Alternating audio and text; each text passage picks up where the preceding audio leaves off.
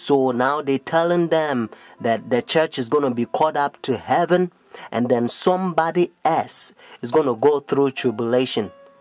But Paul says, yea, whosoever shall live in godly shall suffer persecution.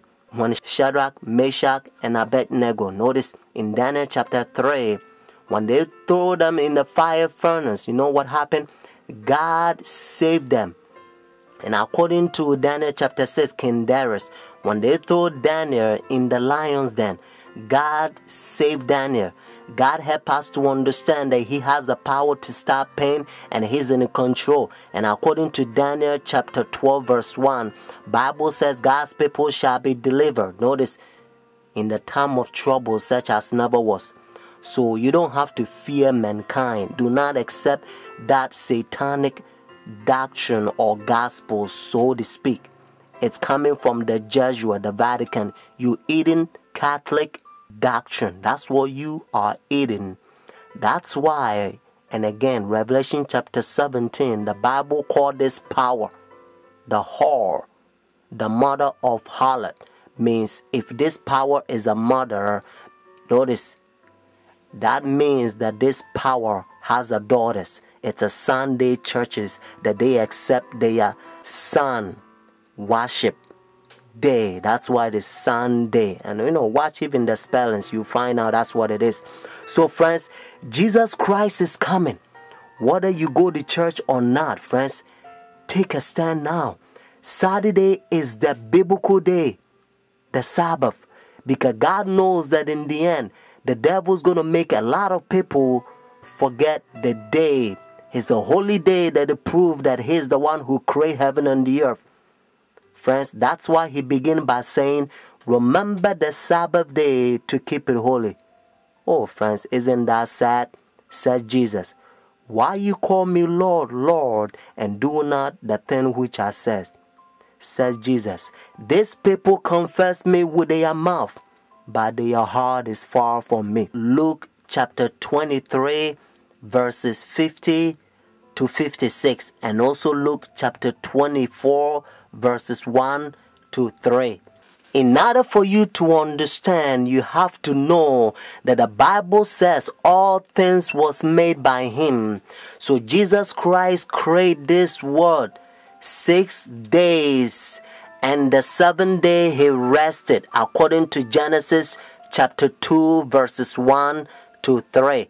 And then when Adam and Eve, they sinned, redemption, He came and He died for us.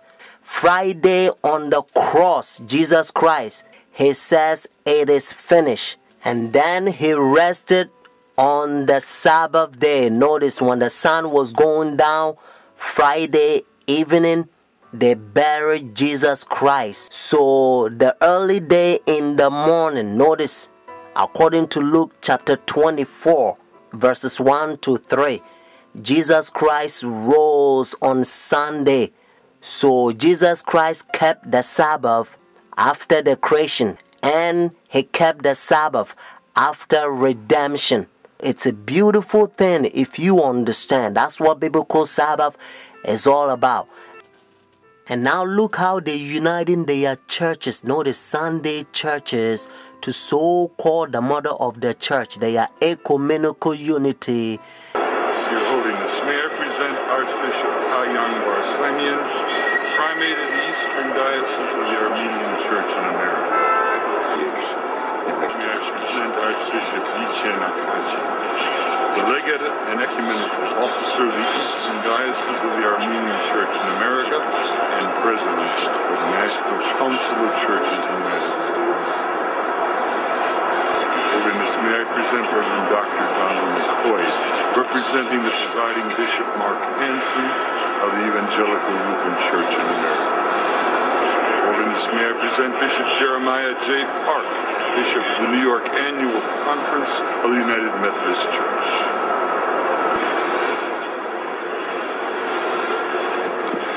Your Holiness, may I present Reverend Wesley Granberg Michelson, the General Secretary of the Reformed Church in America. Your Holiness, may I present Reverend Dr. Clifton Kirkpatrick, the stated clerk of the General Assembly of the Presbyterian Church in the United States. Your Holiness, may I present Reverend Dr. William J. Shaw, President of the National Baptist Convention, United States. Your Holiness, may I present Bishop James Leggett, General Superintendent of the International Pentecost Holiness Church. Your Holiness, may I present Dr. Leith Anderson, President of the National Association of Evangelicals. Your Holiness, may I present Bishop David H. Benke, President of the Atlantic District of the Lutheran Church, Missouri Synod. Your Holiness, may I present Reverend Dr. A.R. Bernard Sr., President of the Council of Churches of the City of New York. Your Holiness, may I present Elder Bernice King, daughter of the civil rights leaders Martin Luther King Jr. and Coretta Scott King. Your Holiness, may I present Reverend Jimmy Song Jilim, Executive Director of the Council of Churches of the City of New York. Your Holiness, may I present the Right Reverend Mark Sisk, Bishop of the Episcopal Diocese of New York. Do you understand the language? Your Holiness. And this is how they call this power. He think he is God. That's what their teachings is all about, friends. And you also know that when the religious leaders, when they come to meet this power, they wearing black. Notice, dark color. They represent the sinners, and he represent God. And now listen to what Bible says. This is the chapter. Notice 2 Thessalonians chapter 2. This is the chapter the Protestant Sunday churches, they are forefathers. They used to protest against this power during dark ages, and they call them Antichrist. Notice Antichrist. But now you don't hear from Sunday churches anymore because they betray their forefathers. Let's start from verse 3. Notice 2 Thessalonians chapter 2. Let no one deceive you by any means, for that day will not come unless the falling away comes first, and the man of sin is revealed, the son of perdition, who opposes and exalts himself above all that is called God, all that is worshipped, so that he sit as God in the temple of God, showing himself that he is God. Do you not remember that when I was still with you, I told you these things? And now you know what is restraining, that he may be revealed in his own time. Notice what it says in verse 7. For the mystery of lawlessness is already at work. Only he who now restraining will do so until he is taken out of the way. And then the lawless one will be revealed, whom the Lord will consume with the breath of his mouth and destroy with the brightness of his coming.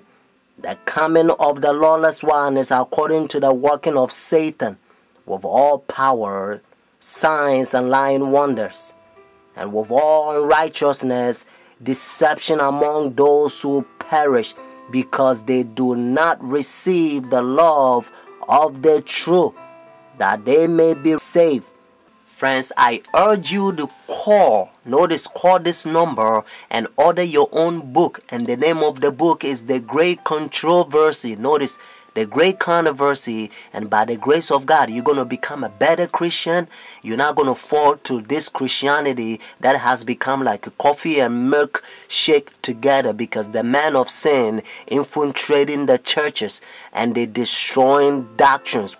The phone number here is 856-503-5893. One more time, 856-503-5893. Friends, Also, if God is touching your heart to support God's faithful ministry so that we can speed up this gospel to a lot of people so that they can hear what you are hearing, because heaven is ceaseless ages. Benedict XVI heads to the U.S. this coming week for his first visit here since being elected Pope 3 years ago, where the war in Iraq is expected to be high on the agenda. On Friday, Benedict travels to New York, where he will address the United Nations General Assembly.